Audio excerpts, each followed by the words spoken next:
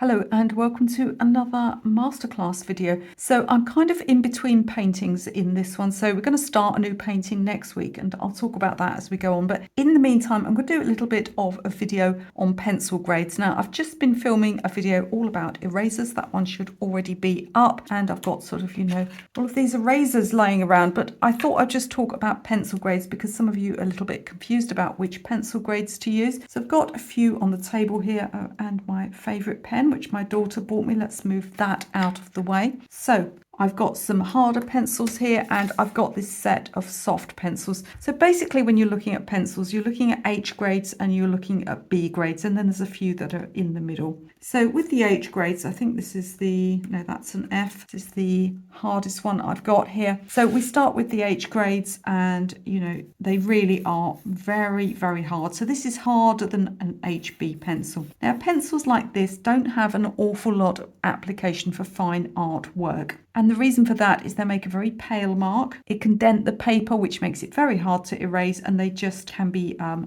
little bit permanent and they don't shade or smudge very well. So generally speaking, you can discard the H grades when it comes to making fine art drawings. Now, don't come after me in the comments if your favourite pencil is one of the great, whichever pencil you want to use that pencil. I'm just giving you a little bit of information here. So why do these exist? They exist for people like map makers and draftsmen and architects who need those tiny, faint, delicate marks. Then we get a few pencils in the middle. It really depends which brand you're in. Some of them have like an F in the middle. They might have a B in the middle. So F would be fine. B is bold or black. And then right in the middle of the H grades, and before we go up to the B grades, you have your standard HB pencil. Now, if you've ever picked up a pencil from anywhere at all, including IKEA, that I guarantee will be an HB pencil. And the reason for that is they're just the perfect grade for writing. So you can see it's a little bit darker than this one here, but it is still quite a hard pencil. Generally speaking, I don't tend to use these for fine art, but they can be used for fine art. Botanical artists like them.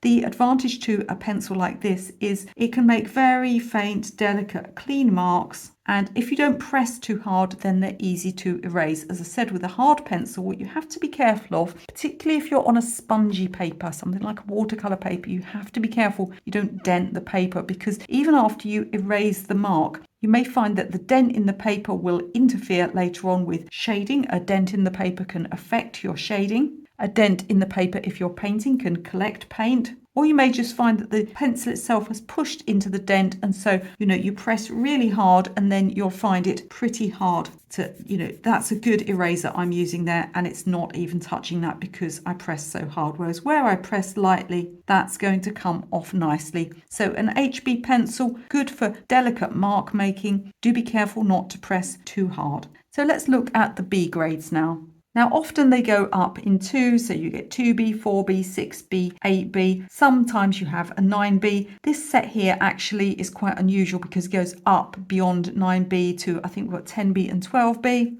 And this is a really good little set, not sponsored. If you went from a 4B to a 5B, you're not going to notice a lot of difference. So you really don't need, unless, if drawing is the only thing that you do and, you're doing these very photorealistic portraits or animals, then you might need a full set. But if you're just doing some general sketching or you're doing drawing for underneath layers of crafts or watercolor paintings, then, a good set like this is going to be fine for you, and an HB pencil. That's about all you need. So let's look at these. So we're starting here with a 2B. I've actually been doing some sketching with this one, so it needs a good sharpen and it's quite blunt. So I've been sketching on the sides. It's got sort of a flat edge. It's also got a pointed edge. So what you want to think about is you always think about sharpening a pencil, but your pencil doesn't always need to be sharp. If you're shading like this, it's actually an advantage if it's a little bit blunt. So it depends on whether you need to do something precise or if you're shading an area.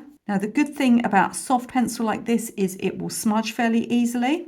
I'm going to use this blending tool here. You don't really want to be using your fingers. All of our hands and our skin naturally contain oil. It's not a good thing to get on your paper.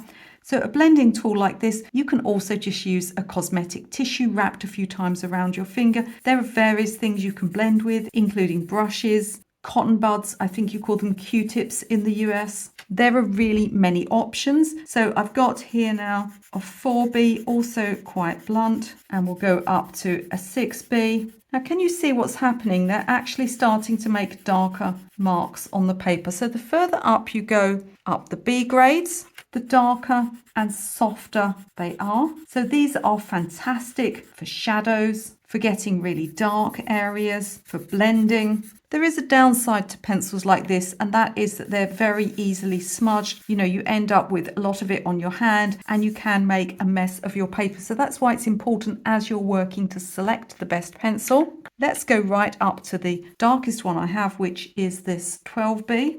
And we've got a fantastic dark colour there. One important thing to note is that your paper has a grain to it. Even if it's sketching paper and you can't see the grain, it feels fairly smooth. It still does have a grain, and that helps it to grab hold of the pencil. So if you go in so dark and press so hard, and you can do this, you know, you might be doing an animal eye, for instance, what you're going to find is that you flatten the grain of the paper. So just be aware that that area is going to look very shiny, and it's going to be almost impossible to erase. So before you go as dark as that, make sure that you absolutely are certain that you want to be dark in that area, because chances are you're not going to be able to lift that out. Another option that's available when it comes to pencil is to get pure graphite like this. So this is just what's in the middle of your pencil, except it's been made in a stick. So if you do a lot of drawing and a lot of shading, and these come as well, just the same grades as the pencil. This one's HB. And look how much smoother it is and how much more quickly I can shade in an area.